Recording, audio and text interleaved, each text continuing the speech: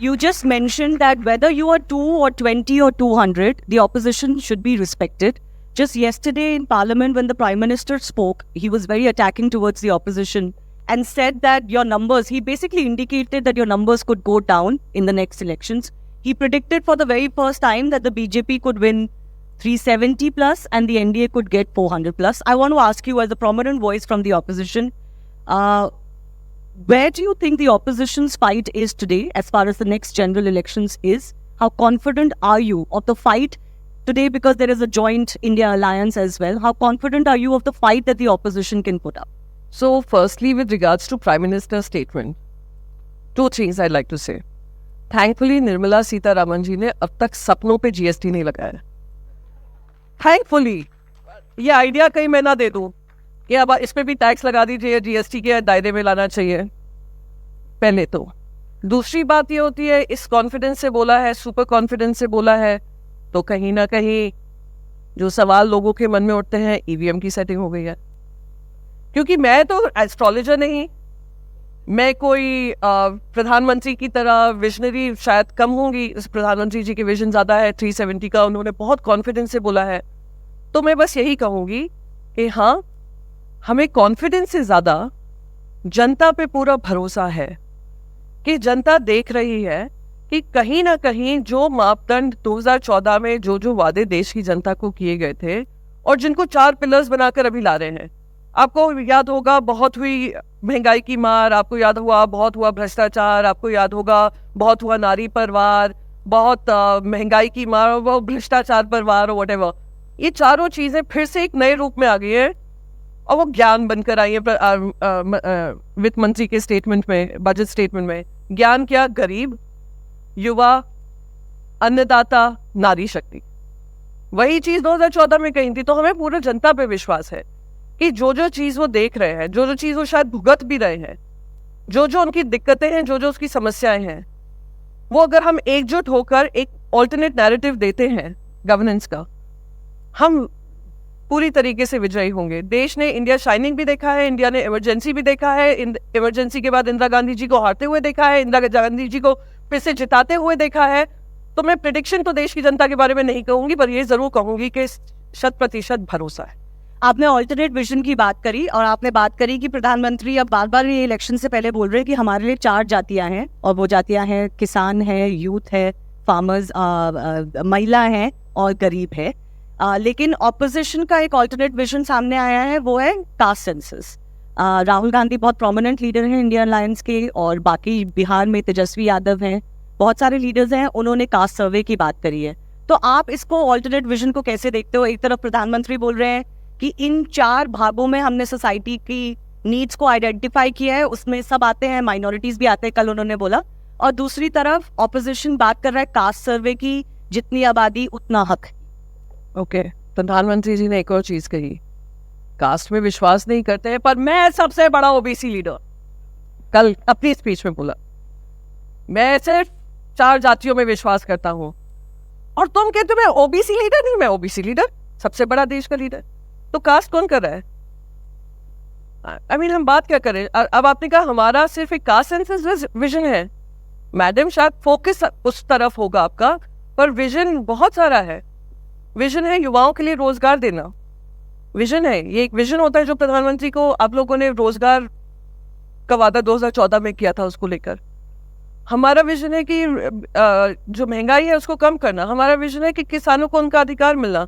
And I think Rahul Gandhi ji की वो जो न्याय यात्रा चल रही है, उसमें कांग्रेस पार्टी की तरफ से, अभी वो इंडिया का मैनिफेस्टो नहीं बना है, इसलिए मैं कह सकती हूँ कांग्रेस पार्टी ये कह रही है कि हमारी 4 गारंटियां हैं, और वही सिमिलर गारंटी जो उनका विजन है किस तरीके से आगे बढ़ना है, इक्वालिटी को लेकर, समानता को लेकर, इंक्लूसिविटी को लेकर, लोगों की आवाज लेकर चलना है.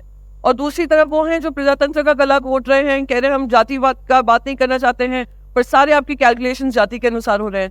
कास्ट सेंसस को लेकर आपने इतनी सारी चीजें बिहार के मुख्यमंत्री को कही थी, आज बिहार मुख्यमंत्री आपके साथ बिहार मुख्यमंत्री बने बैठे हैं. आपने कहा था पलटू राम को हम वापस आने नहीं देंगे, पलटू राम के लिए लाल कालीन बिछा दिया आपने. तो अगर यही झूठे इरादे, झूठे वादे करने हैं, तो वो देश की जनता 10 साल से देख ही रही है. But Priyanka, wouldn't it be fair to say the alternate vision that you're talking about as the larger India Alliance grouping, we should have known that by now there should have been a common minimum program, something that people can go through, something that people can compare. We are seeing that India Alliance is fraught with its own internal differences, and seat sharing तो चलो फिर भी बात की बात है, बहुत जो कॉमन चीजें हैं जिस पे साथ में आ जाना चाहिए था वो ही नहीं हो पा रही है. आपने तो नीतीश कुमार की बात भी करी, लीडर्स छोड़ भी गए हैं. डू यू नो एनडीए में कितने अलायंस पार्टनर्स हैं? Anyone knows? 38, 39. आपको पता है कौन किस सीट पे लड़ रहा है? वो 39 में. वो 39 के जो लीडर्स हैं, पार्टी लीडर्स हैं, क्या उनको पता है वो कौन सी सीट पे लड़ रहे हैं? नहीं. और चर्चा कभी उस पर हुई है? कोई जानता है कि उनके मेंबर ऑफ पार्लियामेंट उस अलायंस में से कौन बनेगा? नहीं पता है. क्या उनकी ऑप्शंस है? अब वो 39 का जो एजेंडा है वो वही एजेंडा है जो बीजेपी का एजेंडा है. अब मैं आपसे पूछ रही हूँ, क्या हमें इलेक्शन एजेंडा? इलेक्शन आप मुझसे पूछिए, मैनिफेस्टो नहीं है, ये नहीं है, वो नहीं है, विजन नहीं है. आपको पूरा विजन उनका समझ में आ गया? The difference, I'll tell you why I asked that question. The difference is that the BJP anyways is very powerful today and is in government today. So it has lots of opportunities. BJP is powerful because of the vote of the people. Yeah, ma'am, can I? And BJP will be disempowered by the very vote of the people. My point I was making was that they are in the government. They have audience question? Yeah, one second. They have the option of getting their point across by virtue of being in government and by virtue of having, access to the public. But maybe the opposition is not at the same level playing field, which you have said in the past as well, which the opposition has, talked about, criticized about. So maybe the opposition would have to do a little bit harder to get their message to the public today than the government in power. So I'll tell you, I come from the state of Maharashtra. My party leader has been traveling across the length and breadth of the state. NCP leader Sharad Pawar ji is traveling across the length and breadth of the state. Rahul Gandhi ji, who's one of the senior leaders of the Congress party, he's traveling from east to west. He's done the south-north. So we are with the people. We are speaking to the people. It is for perhaps the narrative shift to happen from even probably the media perspective, that there are people out there, we are speaking to people out there, there are people who are protesting on the roads, and we need to hear them, we need to give them the dignity of at least hearing them out. And we are there, we are being seen, we are being heard, and we are very certain that despite all the challenges coming our way, we will overcome this hurdle. It will happen. अरे India के देशवासियों ने emergency जैसा era के ऊपर से लड़कर आए हैं. ये तो कुछ भी नहीं है. ऐसी इमरजेंसी, अनडिक्लेयर्ड इमरजेंसी जो है, उसको भी देश की जनता ही हराएगी. तो आपके हिसाब से जो आने वाला इलेक्शन है उसमें टॉप मुद्दा कौन सा है, अगर आप कोई एक मुद्दा बता सके? आई थिंक देश की अर्थव्यवस्था, देश की जनता की जेबों में इनकम, जितना इनकम है उतना खर्चा होना चाहिए या उससे कम होना चाहिए. सेविंग्स जो हमारी है 50 साल में लोएस्ट स्तर पे है. एक परिवार पैसे नहीं बचा पा रहा है. एक परिवार अपने बच्चे को पढ़ाने के लिए उसको कितनी प्राइवेट कॉलेजेस में फीस भरनी पड़ रही है. क्योंकि जो सरकारी स्कूल्स हैं, कॉलेजेस हैं, अगर एसर रिपोर्ट आप देखेंगी तो 4th स्टैंडर्ड में, 6th स्टैंडर्ड में वो लोग बेसिक मैथ नहीं कर पाते हैं. एक माँ बाप कितने कष्ट झेलकर अपने बच्चों को पढ़ाते हैं, ये कष्ट उनसे दूर करना है. आज घर में एक थाली में 3 टाइम का भोजन लाने के लिए वो जो कष्ट है वो खत्म करना है. मुझे इस बात पे गर्व नहीं होना चाहिए कि 80 करोड़ जनता को मुफ्त का राशन मिल रहा है. मुझे इस बात का गर्व होना चाहिए कि आज हमारा 80 करोड़ लोग सक्षम हैं, प्रबल हैं, स्वाभिमानी हैं और अपना काम कर सकते हैं.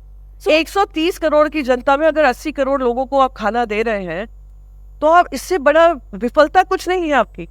So on the issue of economy, there is a question that is being asked that whether people are truly unhappy with what is going on and therefore they're going to vote out a current government, or even if they have certain problems in their lives, they feel that do they have the confidence that the opposition would be the better alternative for them? given the track record, let's say in certain state governments or UPA before the end? I think we shouldn't jump the gun. 2024 में शायद हो सकता है हमें भी जवाब मिले, जनता को भी जवाब मिले और मोदी जी को भी जवाब मिले. I would just say that these are existential challenges for every average citizen. Please understand, Priyanka Chaturvedi comes from a totally non-political background. I have come from a total, I have risen through the ranks in my life. I have worked for it. And I continue to understand the struggle every person faces. And Priyanka has kept her issues, people's issues, above her politics in everything that I stand for. And I feel that people are unhappy about the state of things. There is a discontent. How much that discontent converts to votes is that time will tell. But opposition, whether in opposition, whether in government, committed to serve the cause of the people. That is all I'd say. But has the opposition been able to make its case that on the issue of economy, it is the better option than a Narendra Modi-led government? I think अगर आप 2004 से 14 का अर्थव्यवस्था देख लेंगे और 2014 से 24 का देख लेंगे, जवाब आपको उसी में मिल जाएगा. 2008 में दुनिया भर में फाइनेंशियल कोलैप्स हुआ था. 2008 की बात कर रही हूँ. और पूरी दुनिया भर में बहुत हाहाकार मच गया था. People lost jobs, people lost money, people lost everything. India ने अपने आप को उससे आइसोलेट किया हुआ था. क्योंकि जब आपके फंडामेंटल स्ट्रांग हो ना, दुनिया की कोई ताकत आपको बिगाड़ नहीं सकती. और वो फंडामेंटल्स की नींव 2014 में नहीं डाली थी. वो फंडामेंटल्स आपके शुरू में जब देश आज़ाद हुआ था, रिपब्लिक बना था, तब से वो नींव डली गई है. और उसका अब आप 2014 से 24 ले लीजिए, पर कैपिटा इनकम से लेकर आप जीडीपी, जो भी जीडीपी बढ़ रहा है क्योंकि नींव डाली गई है. इंसुलेट हम थे क्योंकि नींव डाली गई थी.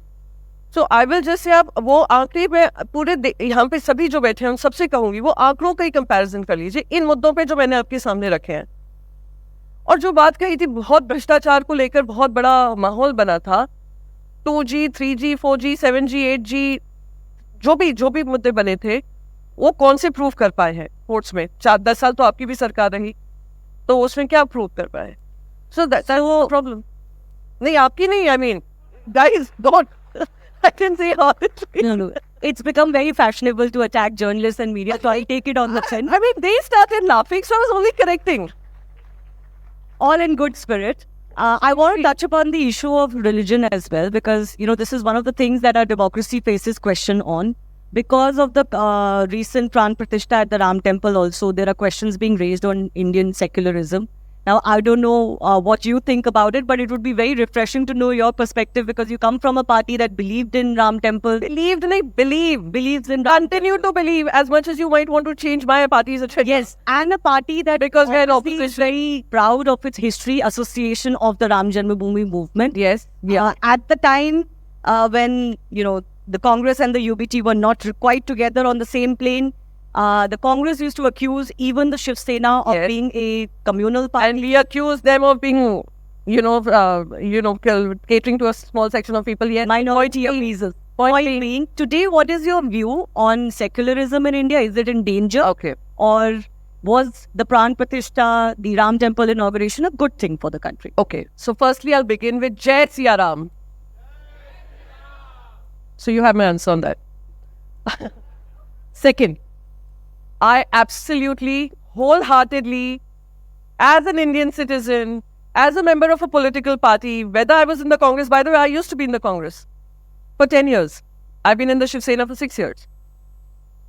And whether in the Congress or whether in this part of Shiv Sena of my career, all I'll say is, I welcomed the Supreme Court judgment which gave me the Ram Mandir. I welcomed the Supreme Court judgment. Okay, point 2. Now point 3. You were saying which part of the divide I stand for? I stand for one single thing that my party leader says, and I'm extremely proud of the fact. Dil mein Ram, haath mein kam. Do you all believe in this idea or no? So yes, so if you try and tell me, and also, secularism is not a bad word. Secularism is part of my faith. And I don't say it jokingly. I don't say it because I don't know my faith. I'm a practicing Hindu, but I don't wear my credential for everyone to give me certificate. I'm a staunch Hindu. And what does my religion teach me? And what does your religion teach you? क्या हिंदू धर्म में कहता है कि आपस में equality नहीं होनी चाहिए? क्या हिंदू धर्म ये नहीं कहता है वासुदेव कुटुंबकम? वासुदेव कुटुंबकम क्या है ma'am? That we are all equal in front of our lords. भेदभाव नहीं है, कोई आपस में मतभेद नहीं है, सब परिवार का हिस्सा है। पर परिवार में अगर मैं एक हिंदू होने के नाते मैं देख रही हूँ कुछ परिवार वालों को आप गले लगा लो, कुछ का तिरस्कार कर लो, ये क्या मेरा धर्म सिखाता है? Like what? Like I'll tell you, no other religion will teach you the kind of language. अच्छा, so I'll give you one simple example and I'll end it with that. Lok Sabha में रमेश बिडूरी जी एक चुने हुए सांसद हैं। उन्होंने जो गाली गलौज की होगी पार्लियामेंट के अंदर, एक मेंबर ऑफ पार्लियामेंट को उनकी जात को ही लेकर, धर्म को ही लेकर आतंकवादी बताया। वो तुम्हारा धर्म सिखाता है, मेरा धर्म सिखाता है, कोई किसी का धर्म नहीं सिखाता। पर क्या उन पे किसी तरह की कार्रवाई की गई? I am asking all of wall, कार्रवाई की गई? Does my faith teach me कि कोई अगर किसी का तिरस्कार कर रहा है मैं उसको अनदेखी कर लूं? नहीं, मेरा हिंदू धर्म तो नहीं सिखाता है। और वही हिंदू धर्म की जो फाउंडेशन है वो सेक्युलरिज्म है।